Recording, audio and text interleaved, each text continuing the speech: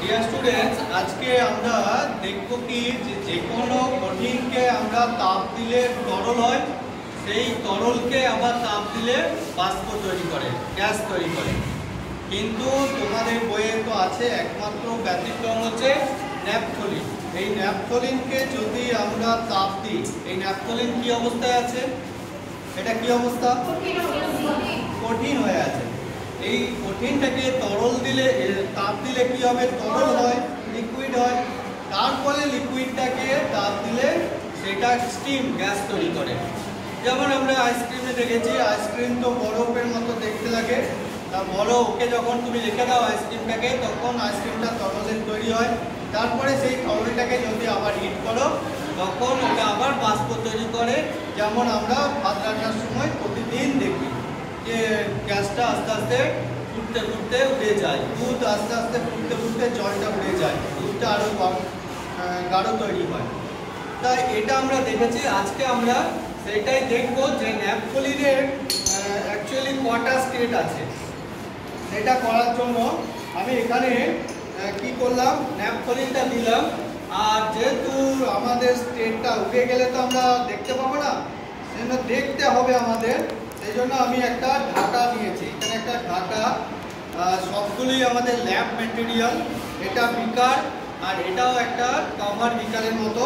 এটাকে আমরা দেখছি যে এটা তরল হচ্ছে না হচ্ছে না। এই যে ঘটনা, এটাকে আমরা কি বলি?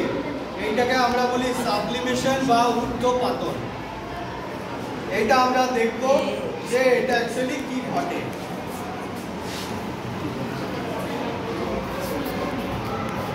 ঠিক আছে, একটু অপেক্ষা করতে হবে, হিট হতে সময় লাগবে।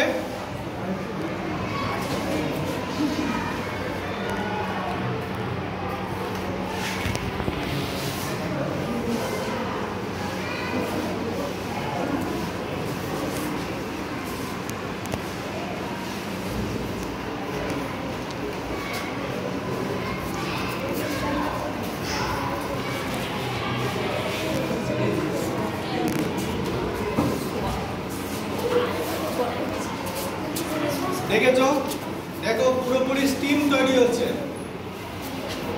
দেখতে পাচ্ছ? পুরোপুরি স্টিম তৈরি হচ্ছে। দেখো গলে কিন্তু তরল হচ্ছে না, কিছুটা স্টিম বাইরে বেরিয়ে আসছে লিক দিয়ে, আর কিছুটা গায়ে লেগে যাচ্ছে, কিন্তু কোনোভাবেই কিন্তু তরল তৈরি হচ্ছে না।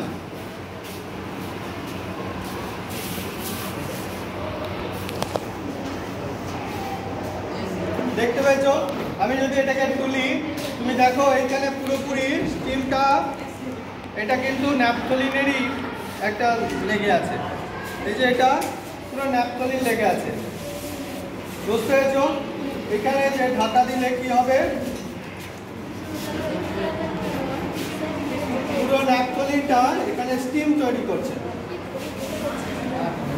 কঠিনটা পুরোপুরি আমাদের একবারে তরলে পরিণত না হয়ে একটা পুরো বাষ্প, স্টিম তৈরি করছে। এইটাকে আমরা বলি ঊর্ধ্বপাতন।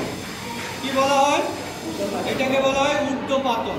তোমাদের এটা বইয়ে আছে, বুঝতে পেরেছ?